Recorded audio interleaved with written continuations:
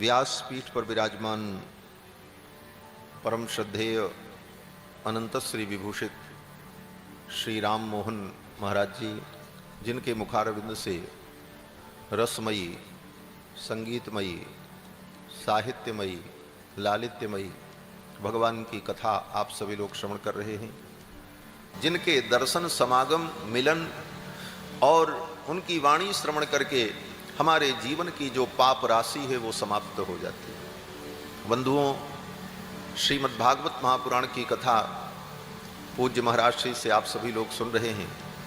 किसी योग्य और सिद्धांत को समझने वाले वक्ता के द्वारा भागवत की कथा सुनने को मिले तो ये भगवान की बहुत बड़ी कृपा है।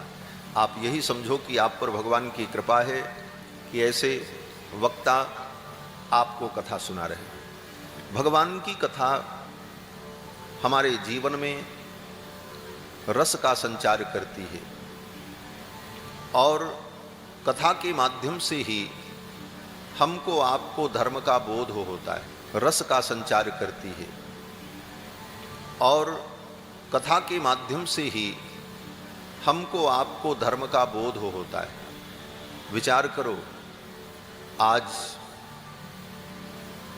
डॉक्टर बनाने के लिए बड़े बड़े संस्थान हैं, इंजीनियर बनाने के लिए बड़े बड़े संस्थान हैं, बड़े बड़े प्लेयर बनाने के लिए, खिलाड़ी बनाने के लिए संस्थान है, स्टेडियम है, संस्थान है, लेकिन मनुष्य बनाने के लिए कोई संस्थान नहीं बनाई सरकार ने कि मनुष्य बने।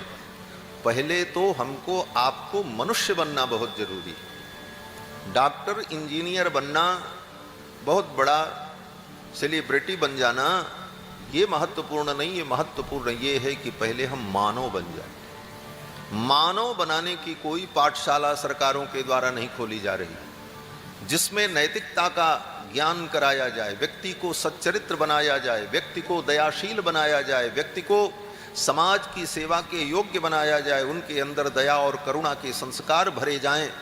ऐसा कोई संस्थान सरकार नहीं बनाती। आज समाज में ये भ्रम है कि सरकार के द्वारा और संस्थाओं के द्वारा धर्म की रक्षा होगी। न सरकार धर्म की रक्षा करती है, न कोई संस्था धर्म की रक्षा करती है। धर्म की रक्षा शास्त्र के द्वारा होती है और शास्त्रज्ञ महापुरुषों के उपदेश के द्वारा होती है। किसी संस्था से और किसी पार्टी से सनातन धर्म की रक्षा नहीं होती।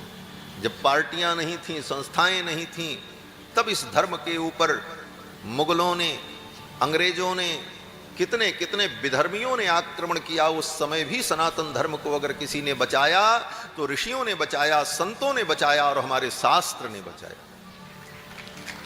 और आज तक हम बचाए रखे कि हम मानवता का सृजन करेंगे। वस्तुतः ये कथा हमें सच्चा मानव बनाती है।